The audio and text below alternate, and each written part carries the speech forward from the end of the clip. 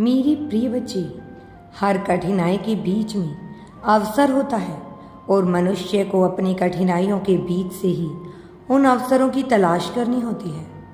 बहुत से लोग केवल अपने जीवन की शिकायतों में ही उलझे रहते हैं और किसी भी गलती के लिए वह स्वयं को दोषी नहीं मानते।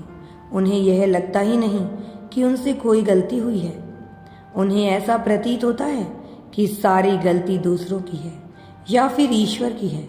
वही यह स्वीकार ही नहीं कर सकते कि वह भी कभी गलत हो सकते हैं, क्योंकि यदि वह इस बात को स्वीकार कर लेंगे तो उन्हें अपनी कमजोरी का एहसास होगा।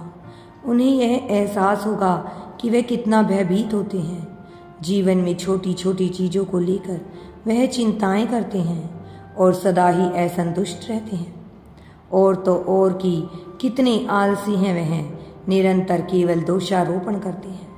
लेकिन बहुत से मनुष्य ऐसे होते हैं जिनका भय इस वजह से होता है कि उन्हें कभी वह माहौल ही नहीं मिला जिससे वह खुल सकें और खुलकर अपनी बातें रख सकें।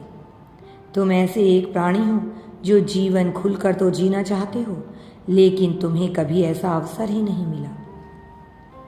और जब भी तुमने आगे बढ़ने का प्रयास किया तो किसी न किसी ने तुम्हें नीचे लाने की योजना बनाई।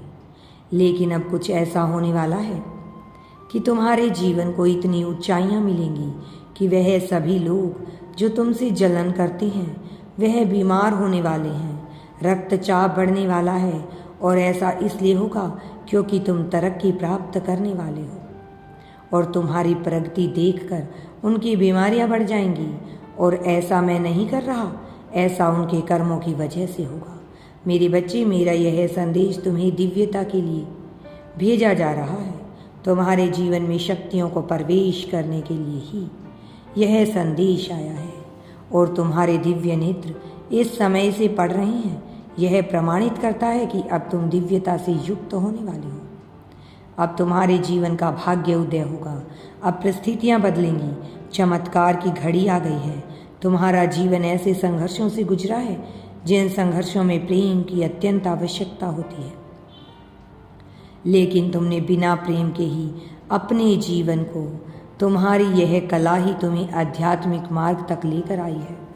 यदि तुम यूनिवर्स पर विश्वास करते हो तो कमेंट में धन्यवाद यूनिवर्स लिखकर चैनल को सब्सक्राइब करो। तुम्हारा कल्याण होगा।